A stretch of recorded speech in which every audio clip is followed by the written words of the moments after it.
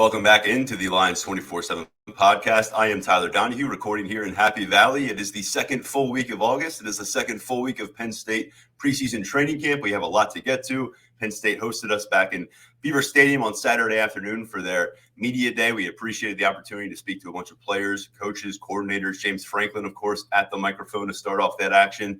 A few hours later, back on the practice field for practice number 5 of preseason camp. Got about a 15, 20-minute window to take a look at some of the veterans on this team, more notably some of the newcomers on this team out there trying to gain some footing on a college football practice field. And to break everything down, I bring in my colleagues now, Mark Brennan and Daniel Gallen, who were in Beaver Stadium with me on Saturday. And we've got just a few weeks ahead of us before we see this team take on an opponent in the Big Ten with a trip to Purdue September 1st. But fellas, this for us was our most expansive look at this 2022 Penn State football squad.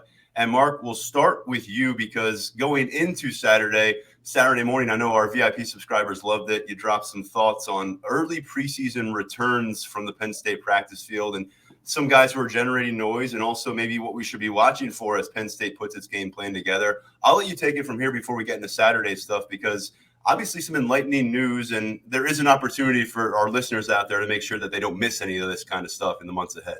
Yeah, first of all, I'm sorry for missing the memo about wearing my blue 24/7 shirt. I just have the hoodie on, but I apologize. But I do have a blue Gatorade, if that counts for anything. Which is we were very familiar with from all the prospect camps over the summer. But yeah, I mean, just so folks know, obviously a key time of the year for Penn State football, and we have a 50% off VIP special going on now. If you want a new annual subscription, you can get in at 50% off. Or if you're a monthly subscriber, and monthly subscribers, you have to know this. You can get 50% off upgrading to annual. You're going to save yourself a bunch of money. And I'm going to leave it at that. I'm not going to push it throughout the whole podcast, but definitely something you want to consider if you're a monthly subscriber. Or again, if you're just coming back around getting into Penn State football, 50% off an annual pass, very good deal. And let me just note this. Offer expires Monday at midnight unless something changes. So we're recording this on Monday morning. I wanted to make note of this early in the podcast because I know there's a lot of loyal listeners out there who maybe haven't taken that plunge. And I'm really proud of the stuff we put out there through early stages of preseason camp, certainly through the recruiting trail this summer. So check it out. Give us a shot. If you've been taking a look at a month, give the full commitment, save some cash, and you're good through the next signing period. And a lot going on here at Penn State because the transfer portal is going to pop up. But that's the spiel. But Mark, what did you have for those guys who are already on board with our VIP access? Because Saturday morning before we got to Beaver Stadium, there was already some good information out there from you. Yeah, let me add one other thing. Tyler Calvaruso, we hired him as our full-time recruiting reporter. He's done an unbelievable job. And again, for people who weren't around through the summer, and I get it, sometimes people want to take a step back before diving into things in August. Tyler came on, a month and a half ago and has just done a bang-up job on recruiting. But yeah, with respect to with VIP info out of camp, we had an update on a true freshman who is really turning heads. And, I don't think I think most people realize that Nick Singleton is the guy, but we give some details on why everybody thinks he's going to be a guy. Tyler, I know even, a month or two ago, you were saying that you think he's going to emerge as the starting tailback at some point. And we give some details on why people think that's going to happen. And, another guy that people are really talking up is Hakeem.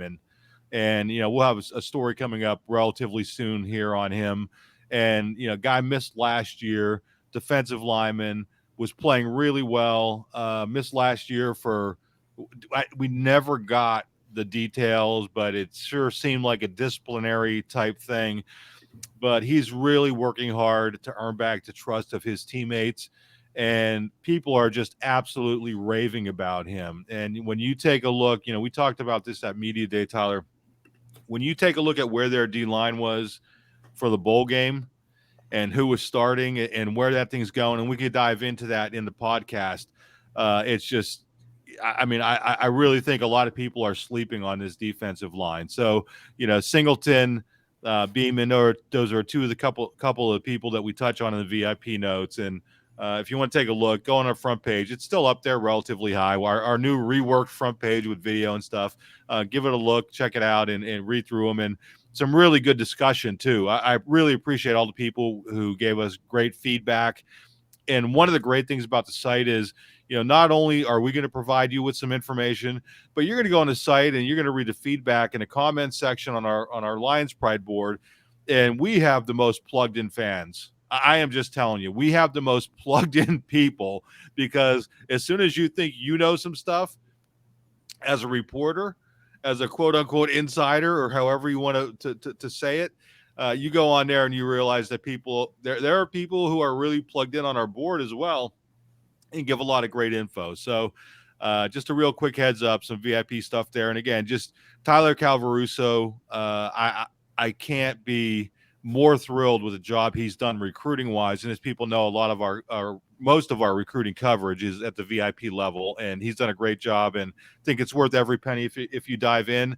And you could also, if you're not sure if you want to do it, hey, there's a little test drive. You pay $1 for a month and see if you like what we do. And if it doesn't work, hey, don't renew. But otherwise, 50% off monthly upgrades, 50% off annual. All right, there it is. You guys know about the deal. Mark had a bunch of stuff up on Saturday morning. I will say your notes on the defensive line and really what we came out of Saturday with were a big fuel for optimism on the message board among some Penn State fans, hearing about some of the new faces, how guys are trending on the defensive front. He gave a nice nugget on the tight ends, and kind of that's where it's been. People aren't necessarily willing to listen as much on the tight ends looking good, Sean Clifford training in the right direction. The benefit of the doubt, it's interesting. We can provide information, but the way it's received, it really shows a lot about the benefit of the doubt and how that is really different position by position among the fan base for Penn State. Daniel, we've been talking for several minutes now. We haven't heard from you, so let's change that up. And we got a chance to obviously hear from James Franklin to start this thing off. And let's start with that conversation because the head coach, he's always going to play it pretty close to the vest through 4 or 5 practices. He's not going to go too far down the path, especially when it comes to younger players. What stood out to you from those 30-plus minutes of James Franklin and some of the more notable takeaways from what we heard? I think the big thing that he's really reiterating and really emphasizing from Big Ten Media Days until now is the depth conversation. That was something that a lot of questions kind of kept coming back to, that he feels a lot more comfortable with the depth, that the experience that a couple guys got last year was really vital in them moving forward. And I think that he brought up, I think specifically quarterback and defensive tackle, that when Sean Clifford and PJ Mustipher went out against Iowa, then the depth behind them, it was pretty green. And I think that if those sorts of situations come up this year, I think he feels like they're better prepared for it. And I think as you go through the depth chart, you can kind of see that too. You mentioned the defensive line conversation. Look at the defensive ends in the Outback Bowl, look at the defensive ends now, and you suddenly feel just much, much better about the ability to weather some mishaps, weather some maybe performance issues, injuries. I think that was the thing that really stood out from James Franklin, because that he has a couple things that he goes into these and that he really wants to talk about. And I think the depth has really stood out to me when you talk Big Ten Media Days, Penn State Media Day, and then looking at the team on the practice field, looking at the roster and some of these different positions. I think something that popped out to me from Franklin, and it kind of reiterates what he discussed coming out of the blue-white game in spring practices, was how he feels about the wide receiver unit, going 6 deep, maybe beyond that, but a true 2 deep in a way that perhaps they haven't had for several years. He mentioned the last couple of years. I think when you look at before Taylor Stubblefield got to campus and cultivated some increased depth, they were even more on thin ice at wide receiver. But he made a point where, look, you lose Jahan Dotson, and I think Mike Yursich discussed this, and it was discussed a lot on the field on Saturday. You lose Jahan Dotson, and maybe you don't find that one-for-one replacement, but in terms of across-the-board wide receiver production, wide receiver threat, sounds like Penn State is optimistic that they're going to roll out a more impressive group than they did in 2021. And I think, Mark, when you discuss what Jahan Dotson accomplished the last couple of years in the Nittany Lions uniform, that says a lot about what Taylor Stubblefield has cultivated in his position room. Yeah, I mean, but I mean, think about it. When they lost KJ Hamler, everybody was like, "Well, what's going to happen?" And I mean, it gives opportunities for people to step up. Jahan, for my money, he ultimately ended up becoming the second best Penn State receiver that I've seen behind Bobby Ingram. People could have their arguments about that, about Kenny Jackson, OJ McDuffie. I'm sure I'm leaving people out. That's what happens when you get into these discussions. But they're in a position now where, again, as Daniel mentioned, it's more depth. Tinsley is coming in. They're extremely high on him. And not that I think he's going to be as you said, apples to apples replacement for Jahan Dotson. But this is a guy who's played at a very high level at Western Kentucky, which led the NCAA in passing yardage last year, played against Michigan State, played against Indiana, has been on the big stage, has caught a ton of balls, knows how to get into the end zone. We saw that in the blue-white game, right? And I know it's only the blue-white game, but he takes kind of that short pass and weaves his way and gets into the end zone. Malik Mega, we saw what he was able to do in limited action last year after coming back from injury. So, yeah, I think they're fine receiver-wise. I think tight end-wise, and I mentioned this in the notes, they have three NFL quality tight ends. Three NFL caliber tight ends. So from that perspective, I think they're fine. The thing that stood out to me about what James Franklin said was, hey, listen, I sit here and I'm paraphrasing. This isn't exactly what he said, but I sit here every year and talk about how the offensive line is going to be better, and I'm just going to stop doing it. And because I think he realizes what all the fans realize, what those of us in the media realize, because I've done the same thing. They appear as if they're going to be better, and then it just doesn't work. And that's, to me, is what was one of the key things that he said, is that, listen, now it's really the time for them to step up and get it done. He attempted to say, if you win a Big Ten title, which they did in 2016, I don't know how you could be critical of all the areas of the team. Well, yeah, I mean, you had Saquon Barkley. So he has a way of making offensive, not great offense. He had a way of making a not great offensive line look better. And so did Trace McSorley. I mean, they were just loaded at the skill positions then. And I think this is the year that offensive line really has to step up. I've seen people take some shots at Phil Troutwine. Sooner or later, it's got to come down to the head coach and the system and everything else. How many offensive line coaches can you go through before you have to say that, okay, well, maybe it's not this particular coach? And what it all goes back to me is, I wonder if, as great as the strength program has been at Penn State, I wonder if this change in the strength program might not be the thing that puts the offensive line over the top, because they've had outstanding players at every single position under James Franklin, except for on the offensive line. They've had some very good players on the offensive line. I shouldn't say they haven't had any good players, but that's the one area where, I wonder if making this switch in the strength program. So I know I've been all over the place there, but I think that's kind of what the preseason is about, is jumping from position to position to position. And Franklin did say, look, they're not doing the same thing over and over again. He mentioned there have been changes philosophically from a staff addition perspective. We've seen Frank Leonard. He is certainly not the same guy as Phil Troutwine on the football field. We haven't gotten to see it as much on the practice field. And explain that, Tyler. Explain. We've talked about it on the podcast with the prospect camps back in June. But Frank Leonard came on board, guy who has a very long track record that extends to the NFL with Bill Belichick and into college football, was brought in as in an analyst role here.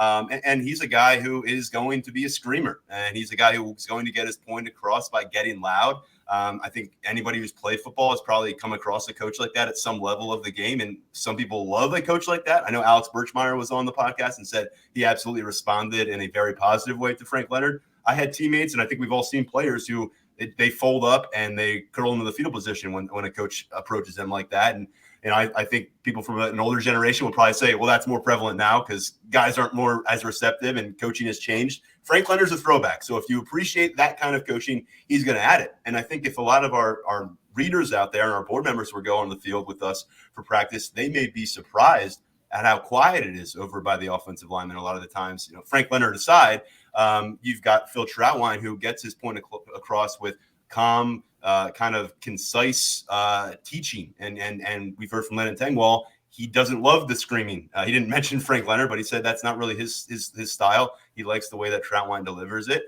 and a calm demeanor. I'm sure there are people, though, that they watch some of the results from last year and they look at Penn State getting bullied at time in the trenches by programs that had not have recruited at the level that Penn State has, and they say, well, there is a correlation between attitude and what's happening down there.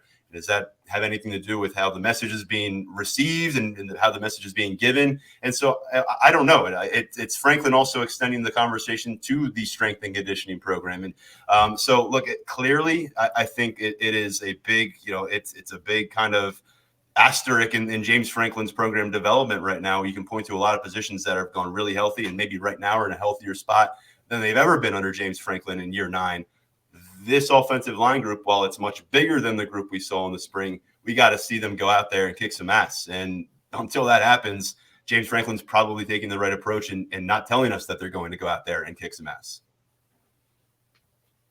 I spent some time with Phil Troutline on Saturday, and I think the depth thing really came up again with him in talking about adding a guy like Hunter Norzad to the competition with Salim Wormley and Landon Tangwall, and then having Bryce Effner back, who's someone who I think is a little bit of an underrated piece that we didn't see in the spring and was kind of that 6th offensive lineman last year. They really only went 6 deep. And I think in talking to Phil Troutline, there's a lot more comfort with kind of the versatility of guys who can play guard and tackle, so they can shuffle things on the fly and having more options. I think he mentioned JV Nelson, the Lackawanna transfer, as someone who can play both guard and tackle on the left side, that they can move around if they need to. I mean, we saw Landon Tangwall play inside and outside last year. So I think that the offensive line, it's definitely going to look different. It always is when you lose what they lost last year in Rasheed Walker, Eric Wilson, and Mike Miranda moving on. But I think that they got younger, and I think they got a little bigger. Standing on the field next to Olu Fashanu, looking at Hunter Norzad. It's a really physically impressive group. But like James Franklin said, we need to see it until we know for sure. Yeah, I think the key guy, Tyler and Daniel, is Juice. I mean, he played. I thought Juice Scruggs played well last year. They have him at that center position, and he's 310, 315 pounds, and we know what he went through when after the car accident he dropped down to 260 or whatever it is. But you just look at him, and everybody. That's something I probably should have thrown in those VIP notes as well, is that everybody is talking about Juice as being not only an extremely good player, but not a quiet leader, but he has just emerged as the leader in that offensive line room. And, that's not a knock on Caden Wallace, who's played a lot of football. But Juice there's a little something to him when you talk to him. He's not the most outgoing guy, but you could just tell there's a quiet intensity to Juice. And I think having him at center and being the guy at center, you knock on wood that he stays healthy. But I think he's kind of the key part to this whole thing if this line is going to take that next step, because I think a lot of people could look at him, see what he's overcome, see what it takes to compete at this level when you've gone through what he's gone through, and have a certain respect for that.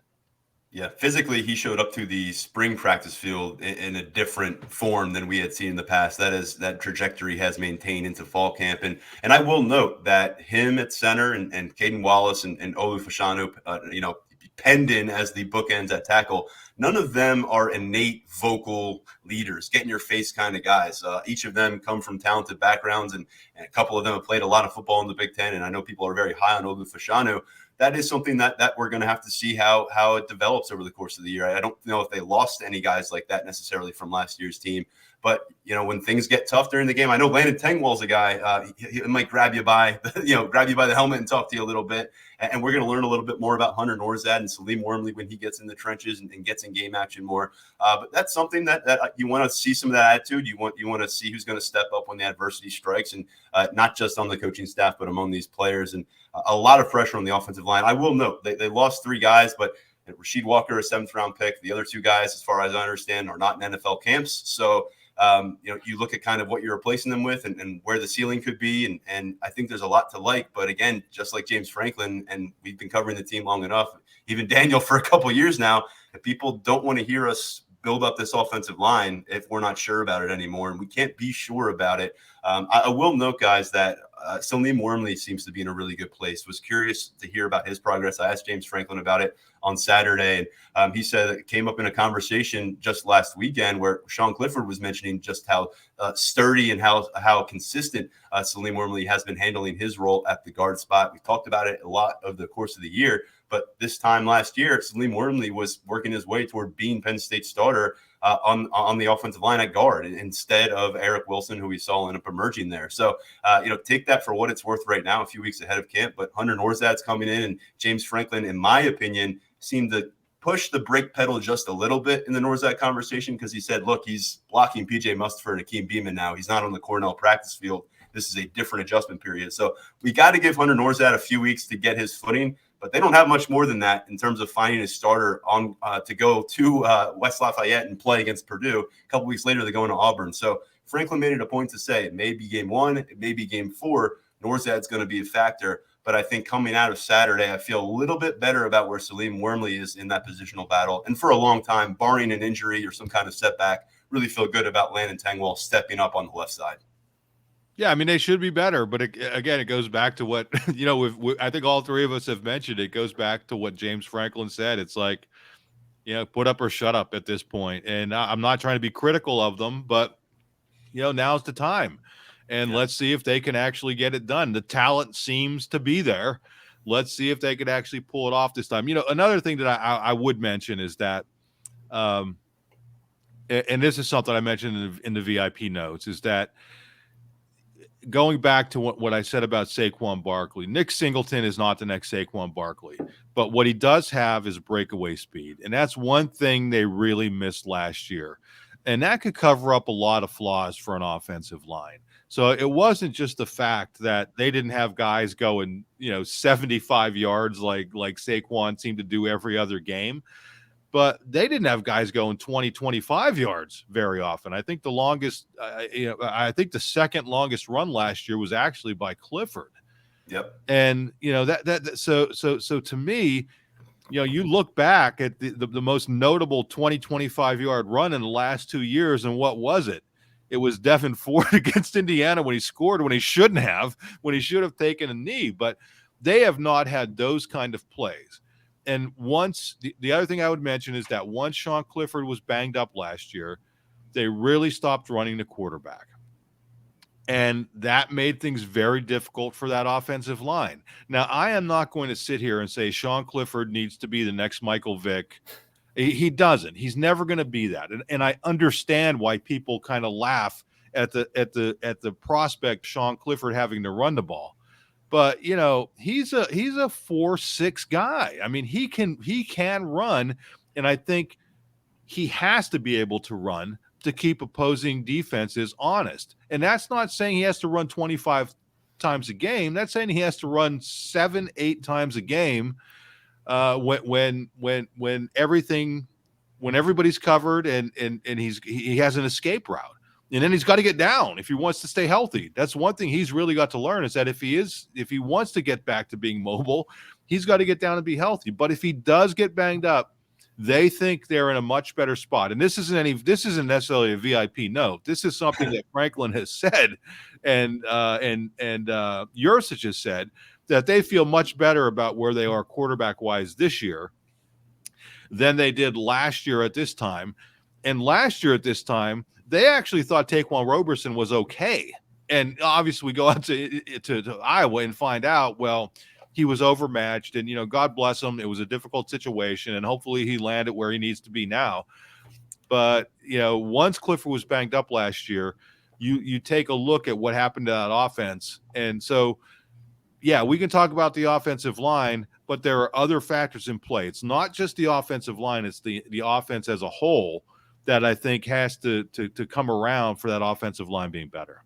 Yeah, and I think that's an underrated dynamic of the depth at quarterback, is the ability to maybe tailor that offensive game plan a little bit differently, because you realize that if something does happen to Sean Clifford, it's not such a precipitous gap and drop toward the next guy. At least that's how we view Christian Veilleux at this point. Of course, a couple of really talented freshmen in the mix. Big part of that conversation is the running back group. And we know Nick Singleton has come on strong, and you added that in your VIP notes and some new context there. But Daniel, you were posted up with Jaywan Sider for a bit, and I know he has tremendously high expectations. And I know he spent this entire offseason still kind of scratching his head and wondering what exactly went wrong last year. But it's a group of guys that decided to stick around. You got some veterans who obviously could have gone elsewhere. You got a couple really hungry, true freshmen. What are the vibes you're getting out of that running back group coming out of the field Saturday?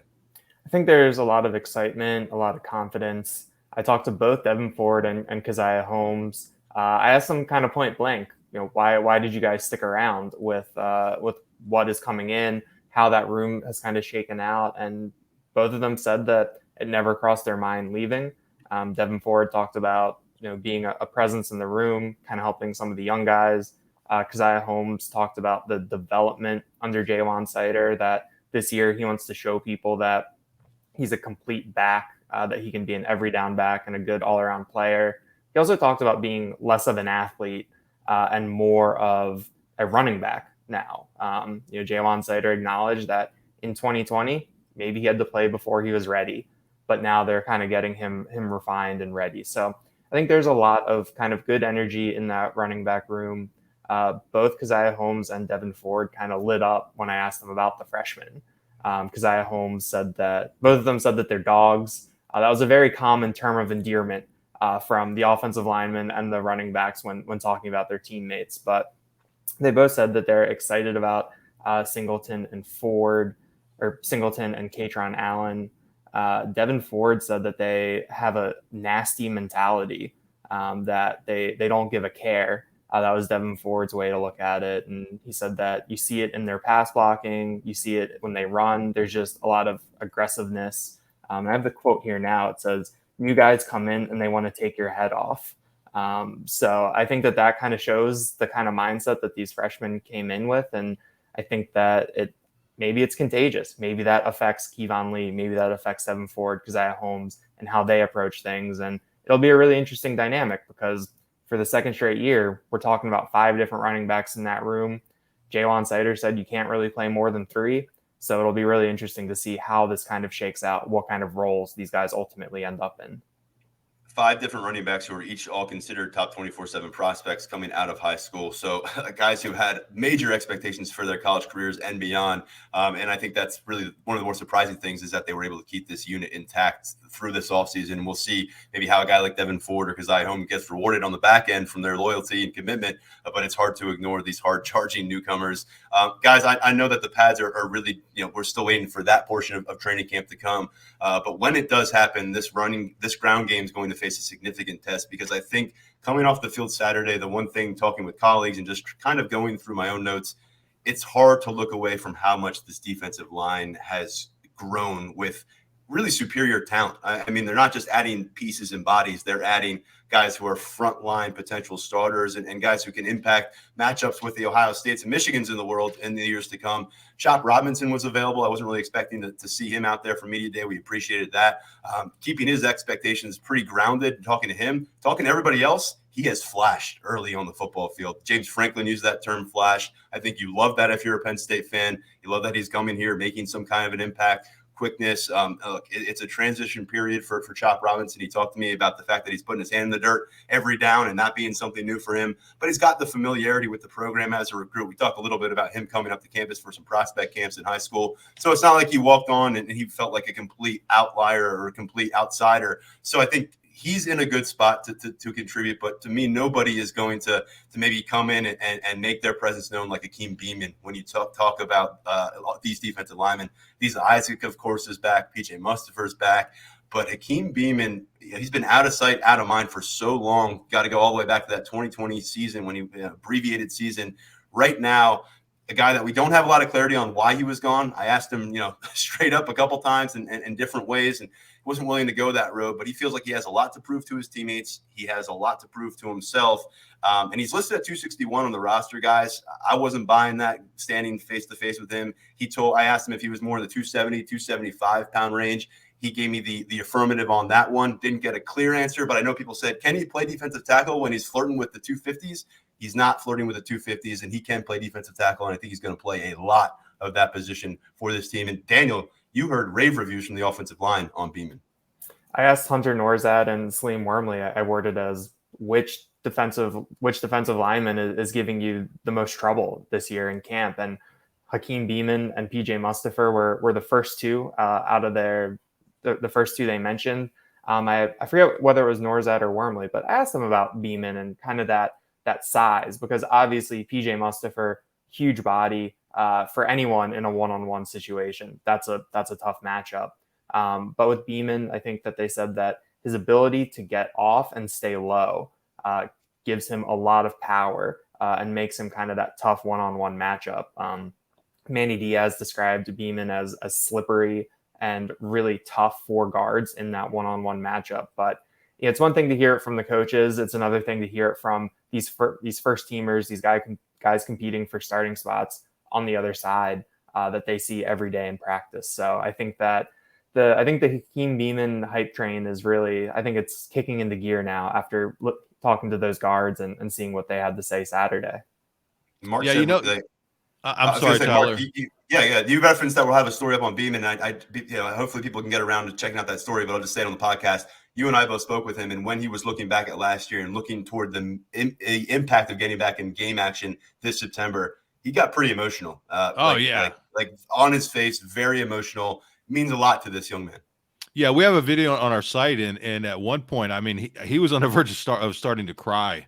And you feel bad when you're talking to somebody and they're going through an emotional thing like that. But yeah, I mean, he lost his stripe. I mean, so for people who don't know, during the season, when you're a freshman or sophomore and haven't really played, you have to earn that stripe on your helmet in practice. And it's a ceremony. I mean, so if you have a true freshman who comes in and doesn't play the first few games and ultimately, makes an impact midway through the season, they'll call him out at the end of practice, surprise him a little bit, and the guys at his position will put the stripe on his helmet. And Hakeem Beeman lost that. I mean, there obviously in real life there are things that you can lose, that we've lost, whether it's family members or whatever, and people losing jobs or whatever. But for a football player, for that to happen is a big thing. Now, the key for him is that the players, if we talked to players about him last year, we talked to James Franklin about him last year, we talked to John Scott about him last year, nobody ever gave up on him. So whatever the issue was, they always had his back. Now there was always, there needs to be maturity, there needs to be this. But I think it's impressive that he didn't give up on himself. And that's the one thing in talking to him. He said he never considered giving up football, never considered leaving Penn State. And that's the kind of person that you could root for, that they run into whatever the trouble is in life and they're able to pick themselves up and come back. And he's gonna, I am hoping that he's going to be one of the feel-good stories for Penn State this year. We try to be as objective as we can, but I love seeing people, I hate seeing people go through difficult times, but I love seeing people overcome it. And it looks like that's where he is at this point. So everybody, you keep your fingers crossed and you hope that he comes through this, because just talking to him, he seems like a good kid. I mean, he really does. And sometimes that's hard to tell when you're a reporter. But you and I, we talked to him at different times, and we talked after media day, and we both kind of had the exact same vibe, right, Tyler? That wow. I mean, he was emotional and seemed to be as honest as he could be. There were things he didn't want to talk about, which was understandable, but a guy to really keep your eye on this season. Yeah, my read was that no one has been harder on Hakeem Beeman than Hakeem Beeman, and that's kind of where you want it to be in that situation. Guys, we've got like less than 10 minutes to get through some stuff. I want to make sure we touch on some positional battles. Mike linebacker obviously is a position up for grabs after Ellis Brooks held that down the last couple of years. It's redshirt freshman Kobe King. It's redshirt sophomore Tyler Elsdon in the thick of it over at safety next to Jair Brown. You've got a few guys in the mix there, a couple converted cornerbacks and Zakee Wheatley and Keaton Ellis, and then Jalen Reed, a second-year member of that safety unit. What stands out about those two spots to you guys? And I'll throw it to you first, Daniel. I think that it's just kind of the options that Penn State has, that there are a lot of names in these competitions, especially at safety, and at safety where you have a couple different types of players there, depending on what Penn State wants to do next to Jair Brown. I think that we might see a little bit more, I guess, flexibility in personnel from Manny Diaz this year. And I think that, between like Zakee Wheatley is that kind of stereotypical ball hawk guy, very long, rangy. Jalen Reed is kind of the more compact, could see him playing in the box more. I think that safety battle, Penn State has options and flexibility as they move forward. And then middle linebacker, I think that it's kind of nice where it just seems like a very old-fashioned position battle where it's just one versus one. There's not a third guy. There's not these two guys with very different skill sets depending on what the defense wants to do. I think it's very one-on-one, and I think that they keep saying it's going to go deep into camp. So I feel like that there's a good chance that we won't know who that Mike linebacker is until 8 p.m. at Purdue on September 1st.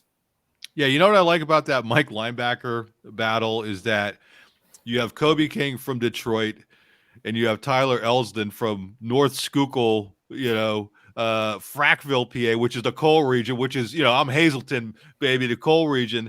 And these two guys are really helping each other. And you know why that's important? Because I know it's kind of cliche, but they talk about that Mike linebacker being the quarterback of the defense. And to be able to go through this with somebody else where you can compare notes and they're supporting each other. I mean, it's pretty cool to see the way that these two guys from ridiculously different backgrounds, come here to Central PA and are fighting for one of the marquee spots on the Penn State football team.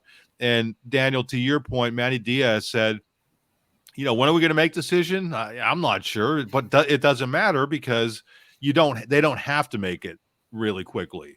And if you have the luxury of having those two guys.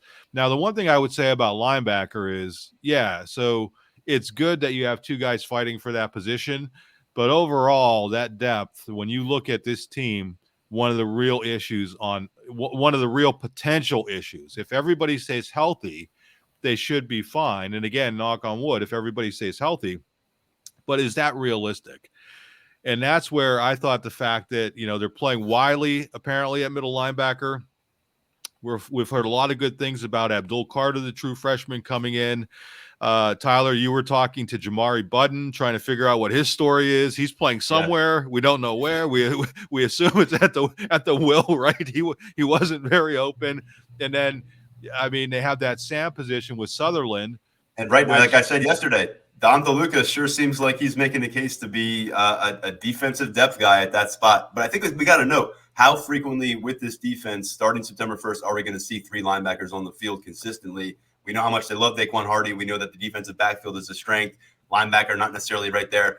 I thought it was great. Manny Diaz said, we are making sure our linebackers are well aware. They are being, in this setting, in a media day setting, they're viewed as the question mark. None of them were recruited as the question mark. And when you are in a middle linebacker competition at Penn State, LBU, it's not supposed to be a question mark. It's supposed to be who's going to step up and be the next next marquee name for the Nittany Lions. And I think the one thing that both of these guys have in their corner, we got to see what it looks like when the live bullets start going. Are they going to look like they're on roller skates out there? Are they going to look like they're in command? The one thing that they already seem to have is the respect from their teammates. When guys look at them on the practice field, when guys are turning to them in the meeting room, seems like they are already accountable, authoritative figures. And that's such an important thing if you're going to be the middle linebacker for this program. I think one thing that we'll keep watching, we don't have to get into it right now, but Jordan Stout did so much for this program. What are they going to land at punter? Where are they going to land at kickoff? It sounds like Barney Moore, who transferred in from Colgate last year as a walk-on, is the leader at punter. You got Alex Paqueta, who came in as a scholarship freshman, competing at kickoff, competing at punter. And, of course,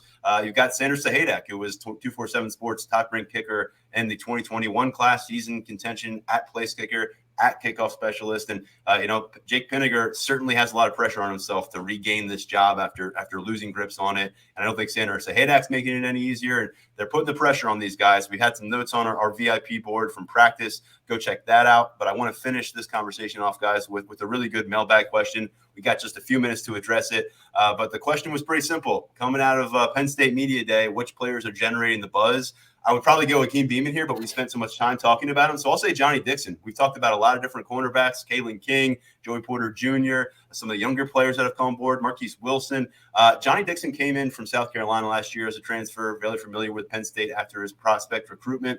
And last year was actually banged up entering training camp, he told us. So he felt like he never really got on that footing, got that foundation last fall. Right now he does. And it sounds like the way that we're hearing described is he is pushing to try to be a starter. So I think that you look at Kalen King's job and, maybe they're wanting to make sure Kalen King's not taking anything for granted right now. But I think you come down to the point where we're going to see 4 or 5 cornerbacks a lot on the field this season. That includes Daquan Hardy. I think that includes Marquise Wilson, which is good to hear after his time at wide receiver. But I'm going to go with Johnny Dixon because I wasn't necessarily expecting to hear the buzz on Saturday for Dixon. Your picks, and then we got to get out.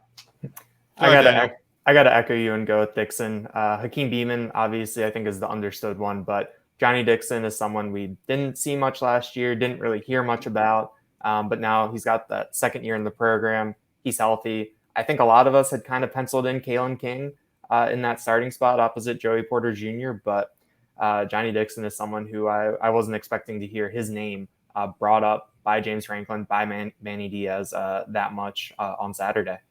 I don't care how great that cabinet is behind you, Daniel. You can't pick the same guy Tyler picked. Come on. Now I thought he was going Mitch Tinsley. He was going Mitch Tinsley. Yeah, no, I'm going to go Chop. I'm going to go Chop Robinson. I mean, I think people realized he was a really good player, but he didn't arrive until the summer.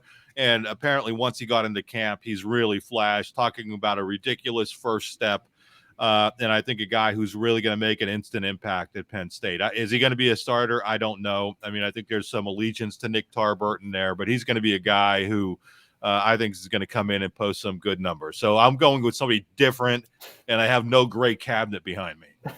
We'll give Daniel a few days to figure out his next answer for maybe the next podcast episode. We should have another practice to check out over the course of this upcoming week. Hope to do that. You'll find all the VIP notes at Lions247. Again, 50% off for an annual VIP membership or monthly upgrade. That is until Monday at midnight. So if you're listening on Monday, make that move. We appreciate you for joining us. We didn't get to a bunch of stuff today from Media Day. It's all at Lions247.com, and there'll continue to be more stories, coverage, videos, photos, all that and more. We'll talk to you a little bit later this week. I'm Tyler Donohue. Big thanks to Mark Brennan, Daniel Gallen, our producer, Lance Glynn. We'll talk to you real soon right here on the Lions247 Podcast.